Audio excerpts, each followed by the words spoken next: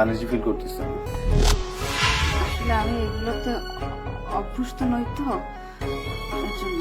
কি যে বলেন, বিয়ে করেছেন, সংসার করতেছেন, তারপরে বলতেছেন আনইজি ফিল করি, অভ্যস্ত নাই। এটা হয়?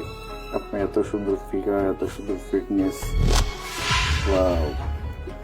আমার না কখনো ভাবতেও পারিনি যে আপনার মতো এত সুন্দরী একজন মানুষ আমার এত কাছে আসবে। আপনাকে যদি আমি আগে পেতাম না, আমি বিয়েই করতাম না, আপনাকে বিয়ে করতাম। আপনার ভাইকে না কালকের মধ্যে আমি ছাড়িয়ে নিতে ব্যবস্থা করব। শুধু আপনি আমাকে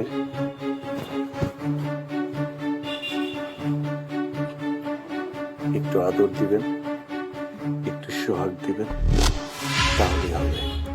শুধু আমার ভাইকে না, আপনার ভাইকে তো ছাড়িয়ে এনে দিবই, তারপর আপনার যখন যেটা প্রয়োজন হয় তখন সেটা দিবে। এই যে এত সুন্দর গলাতে আপনার খালি পড়ে আছে, স্বর্ণের একটা নেকলেস নাই। আচ্ছা বলুন তো, এই গলায় যদি একটা স্বর্ণের নেকলেস না থাকে তাহলে কি মানায়, শোভা পায়? কানে দুল দিয়েছে, এটা স্বর্ণের দুল দেন, আর দিবেন কিভাবে? স্বামী তো মনে হয় অনেক দরিদ্রতার মধ্যে কাটাচ্ছে। আজকের মধ্যে আপনাকে আমি সবকিছু করে দিব।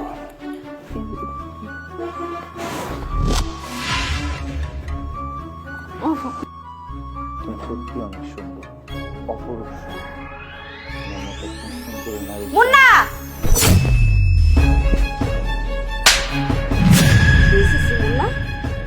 আমি কয়দিন হলো বাবার বাড়িতে গেছি, আর এর মধ্যে তুমি কষ্ট নষ্ট করা শুরু করছো? বাবার বাইরের মেয়ে নিয়ে এসে আমারই বেডরুমে। হয়েছে কি শোনো? একদম চুপ। তোমার এই নোংরা মুখে আমার নাম ধরে ডাকবে না। আর এই মেয়ে, তুমি এখানে কি করতে আসছো? ভাবি, আমার ছোট ভাইটা না থানায় আটকা। আমি মানে ভাইয়াকে ছাড়ানোর জন্যই ওনার কাছে আসছিলাম, আর উনি আমাকে বলছে। আচ্ছা ওকে, বাদল সাহেব ওটা কনফার্ম হলে আমাকে নক করবে। আল্লাহ হাফেজ। আসসালামু আলাইকুম স্যার। ওয়ালাইকুম আসসালাম। স্যার আসছিলাম, আমার ওয়াইফের ছোট ভাই একটা থানায় একটা মামলা হয়েছে, তা ওনাকে গ্রেপ্তার করা হয়েছে। আমি পুলিশের কাছে গিয়েছিলাম, তো ওনারা বলল যে ছাড়া পাবে না। তো ওখানে এক ভাই আমাকে বললো যে এমপির কাছে গেলে তো একটা ব্যবস্থা হবে। এজন্য স্যার আসছিলাম, আমার ওয়াইফকে নিয়ে যদি একটু ব্যবস্থা করে দিতেন। আচ্ছা একটা কাজ করুন, আপনি থানায় যান, আমি ফোন করে দিচ্ছি। আপনার কথাবার্তা শেষ করে আপনি বাসায় আসুন, তারপর কথা বলবো। আর হ্যাঁ, আপনার ওয়াইফকে রেখে যান, বাসায় এসে কথা শেষ করে পরে আপনার ওয়াইফকে নিয়ে যাবেন, কেমন? ঠিক আছে স্যার। আচ্ছা তুমি থাকো, আমি তাহলে ঘুরে চলে আসি। জি। আচ্ছা থাকো। প্লিজ বসুন। না স্যার, আমি এখানে ঠিক আছি। কি বলছেন? বসুন, দাঁড়িয়ে থাকবেন কিসের জন্য? সমস্যা নেই, বসুন। বসুন না, লজ্জার কি আছে? স্যার, আমার ছোট ভাইটা না থানায় আছে, ওকে আমরা আনতে পারতেছি না। আমি জানি না, ছোট মানুষ তো, কি করছে না করছে, পুলিশ ওকে ধরে নিয়ে চলে গেছে। এখন কোনোভাবে ছুটাতে পারতেছি না। আমার মামাতো ভাই বলছে আপনার কাছে আসতে। আপনি যদি থানায় একটা কল করেন তাহলে হয়তো আমার ভাইটাকে ছেড়ে দিবে। এটা সত্য কথা যে থানা পুলিশের ব্যাপার তো অনেক ঝামেলা হয়েই থাকে। আপনি চিন্তা করবেন না, আমার কাছে আসছেন না, আপনার সব সমস্যা আমি সমাধান করে দেবো। আর আপনার ছোট ভাই কালকের মধ্যে বাসায় চলে আসবে। যদি মনে করেন যে আপনার ছোট ভাইকে দেখতে চান, তাহলে আমি যেটা বলি সেটা তো আপনি শুনবেন। কি করতেছে? এখন বর্তমান যুগে তো ইভেন্টিক বলতে একটা জিনিস আছে, সেটা তো বুঝছেন। আপনি কি বলতেছেন? আমি কিছু বুঝতেছি না। মানে একদম সহজ। আমি যদি আপনার ভাইকে ছাড়িয়ে এনে দিই, আপনাকে জাস্ট শুধু আমাকে একটু সময় দিতে হবে। দেখুন, আমি এইসবে না একদমই অভ্যস্ত নই। আমি বিপদে পড়েছি দেখে আপনার কাছে এসেছি, না হলে আমি কখনোই আসতাম না। ও আচ্ছা আচ্ছা, ঠিক আছে, ওকে ফাইন। আপনি যদি এগুলো তো অভ্যস্ত না থাকেন, যদি আমার কথা রাজি না হন, কিছু করার নেই। আপনার ভাই তাহলে ছাড়া পাবে না, এমন হতে পারে যাবজ্জীবন কারাদণ্ড না। বা ফাঁসি।